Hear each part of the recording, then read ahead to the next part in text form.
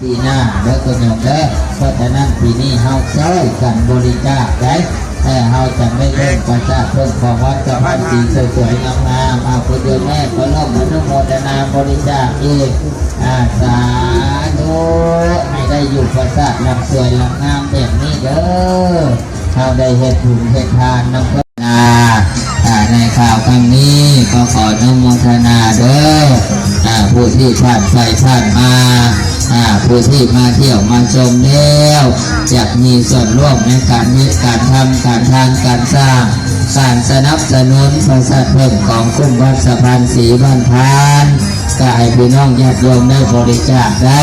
ย่อนปัจจัยลงในบาทคนละ5 บาท10 บาท20 บาท100 บาทก็แล้วแต่ศรัทธา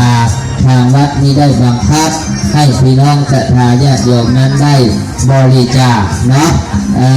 เรามีศรัทธาเราทานเราก็ได้บุญ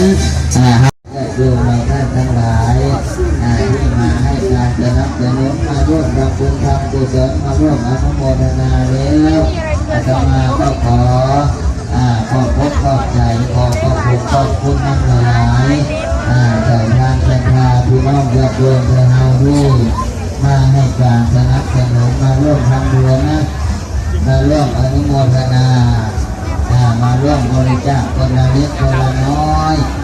คนละ5 บาท10 บาท20 บาทก็ถือว่าเป็นมหาบุญมหากุศลเอาไปโยมเนาะคนเราทานน้อยจะบ่ให้หลายทานหลายก็บ่ได้ว่าเป็นทานตามกำลังทรัพย์ตามกำลังศรัทธาพี่น้องญาติโยมที่มีที่ได้